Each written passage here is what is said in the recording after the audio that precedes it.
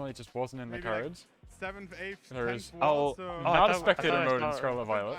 I remember coming on stage and the translator Oh, was like, now he's not is this your first time on stream? I thought I as was well?" seeing And I was discussion about that earlier. Not But quite. We were talking about it, but they're saying it's not ready yet. Opponents during the setup as well. I see. They tried it in Great to have Japan a and it was support not system in, great. amazing friends Marcus, From what I Wolf, hear, Aaron, it like Dylan, and, was linked to your yeah, save I file. actually I know. didn't opt to play Ray their Rizzo, the team, guy we've seen a couple times, and I was but mentioning, still, is like like a just 3-time world exchanging champ and ideas, is now in talking through Japan. matchups, talking through the meta He game, tried to really helps reset me his coming back, game and I'm because really he would grateful for all otherwise the be friends like the I only have, English player on the all the Japanese ladder, support in the and he crowd. didn't Thank want you so people to much, know who he guys. was, especially because and yeah, I'm looking forward to the next format is rounds. so Of heavily course, leaning towards also thank you, best like, of to the one, whole like team surprise setting up tactics. this tournament, this So he tried to venue, reset right? his First game time and in start a Japan, new it was a save big file dream. in Now we're here on Japanese, stage winning games, because that would taking names. make you blend Yeah, in, we're doing well and for that caused a ourselves problem with one of the Don't forget tournaments to he was thank enrolled Gastrodon. in, because he had Gastrodon, enrolled his account in the spectator program, which was for whatever reason linked to your Switch save data and not your Nintendo or Pokemon account. yeah, So it did not let him back in, and like nobody had warned him about this until it was too late.